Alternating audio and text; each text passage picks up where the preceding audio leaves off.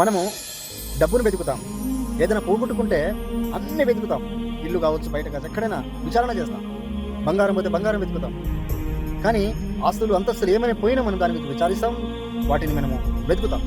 కానీ బైబిల్ ఏం చెప్తుందంటే, డబ్బు కంటే, ధనం కంటే, సమస్తం కంటే, బంగారం కంటే, పేరు ప్రాఖ్యాతల కంటే, నువ్వు సంపాదించిన దానికంటే దేవుడు గొప్పవాడని మనకు చెప్తా ఉంది. సామెతల గ్రంథం 2వ అధ్యాయము 4వ వచనం చూస్తే, వెండిని వెతికినట్టు దాన్ని వెతికినేడలా, దాచబడిన ధనము వెతికినట్లు నువ్వు వెతికినేడలా, యెహోవా యందు భయభక్తులు కలిగి ఉండుట ఎట్టిదో నువ్వు గ్రహించదవు. మత్తయి సువార్త 7వ వచనంలో, అడుగుడు మీకు ఇయ్యబడును, తట్టుడు మీకు తీయబడును, అడుగు ప్రతి వాడును పొందును, తట్టువానికి తీయబడును, వెతుకువానికి దొరుకును, లేఖనం సెలవిస్తుంది. దానికి మీరు ఆలోచించండి. ఆస్తులు అంతస్తులు మనని క్షేమకరమైన దీవెనలు ఉంటాయా, లేక దేవుడు ఉంటే మనకు ఉంటాడా? మనం ఆలోచన చేసుకోవాలి.